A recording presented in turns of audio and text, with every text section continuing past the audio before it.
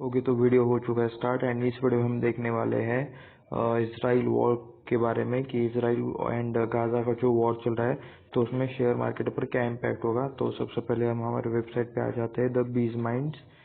तो ये रही वेबसाइट, यहाँ पे होम पेज। तो एंड यहाँ पे मैं एक बार होम पर क्लिक कर लेता हूँ। तो ये फर्स्ट आर्टिकल ही है यहाँ पे। तो आप यहाँ पे देख सकते हो, मैं इसे थोड़ा सा हाईलाइट कर रहा हूँ।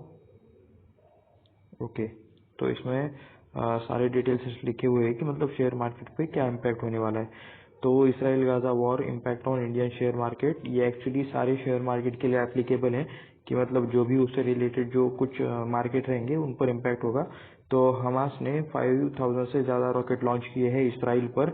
एंड ये रॉकेट कहाँ से छोड़े गए हैं, तो गाजा से छोड़े गए हैं। गाजा इसराइल की एक नेबर कंट्री आप बोल सकते हो। एंड इसराइल के आसपास जो कंट्रीज है उनकी और इसराइल की ज़्यादा बनती नहीं है।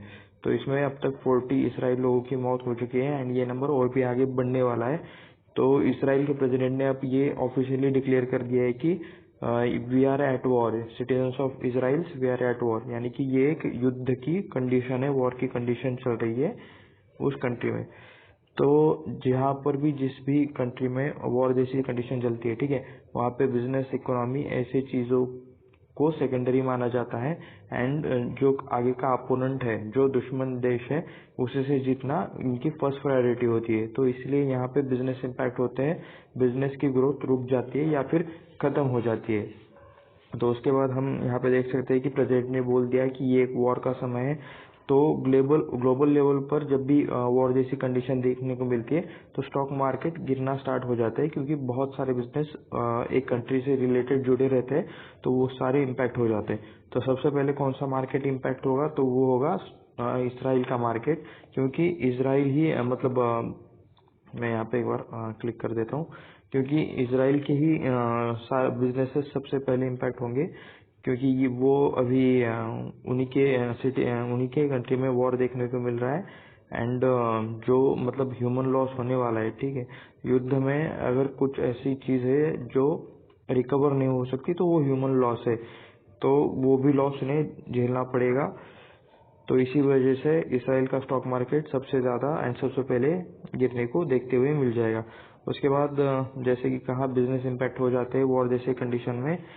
तो सबसे पहले अब इंडिया के बारे में बात करें तो इंडिया में सबसे ज़्यादा बाहर क्या मतलब ग्लोबल लेवल पर सबसे ज़्यादा कौन से सेक्टर की कंपनीज काम करती है, तो वो आता है आईटी कंपनीज।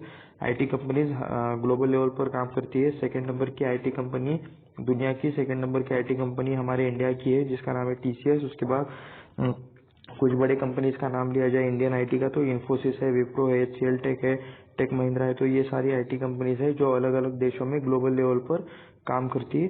तो इसराइल के देश में भी मतलब हमारी ये कंपनीज काम करती है। विप्रो है, टीसीएस है, इन्फोसिस है, एंड ऐसी भी कुछ बहुत सारी बड़ी बड़ी कंपनीज है जिनके कुछ अलग कंपनीज है एक्वायर किए हुए जो कि इसराइल में। एंड इनडायरेक्टली भी मतलब ये लोग सर्विस एक्सपोर्ट करते हैं उन देशों में, अलग अलग देशों में।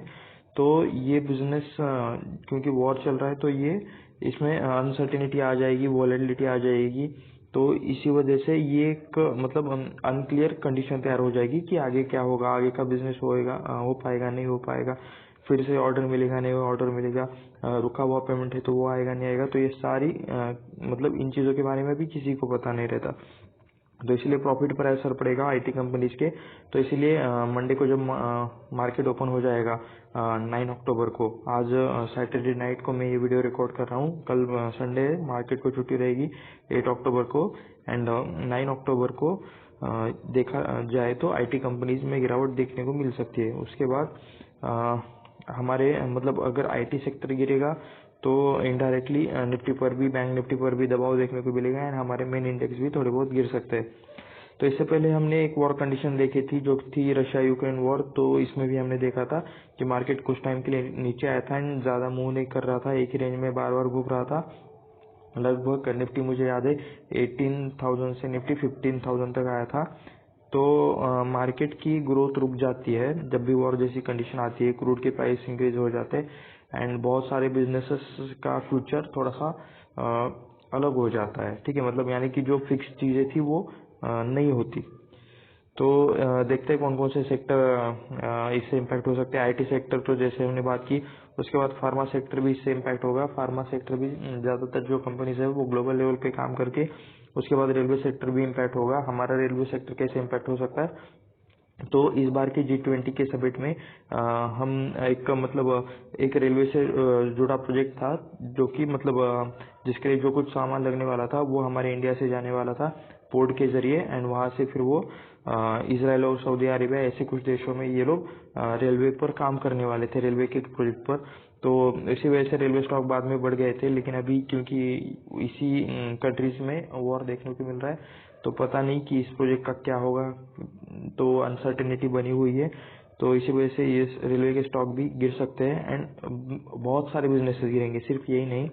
तो कोई ना कोई बिजनेस, हर बड़ी कंपनी कहीं ना कहीं से जुड़ी हुई रहती है। तो उनके ऐसा नहीं कि सारी कंपनीज खत्म हो जाएगी, लेकिन उनके रेवेन्यूज पे उनका प्रॉफिट थोड़ा सा कम हो जाएगा, रेवेन्यूज थोड़े से कम हो जाएंगे। तो फार्मा कंपनीज ग्लोबल लेवल पे बिजनेस करती है, ठीक है। इसराइल में भी जो बिजनेस करती है, तो उनके शेयर्स में गिरावट देखने को मिल सकती है। उसी के साथ जो इम्पोर्ट एक्सपोर्ट होता है, ठीक है, इसराइली के बहुत मतलब एक्सपोर्ट में बहुत बड़ी कंपनी है, बहुत बड़ी कंट्री है, सॉरी। तो वहाँ से बहुत सारी चीज़ें इम्पोर्ट एक्सपोर्ट होती है। तो वो एक्सपोर्ट भी मतलब थोड़ी टाइम के लिए रुक जाएगा, उसमें वोलेटिलिटी दिखेगी।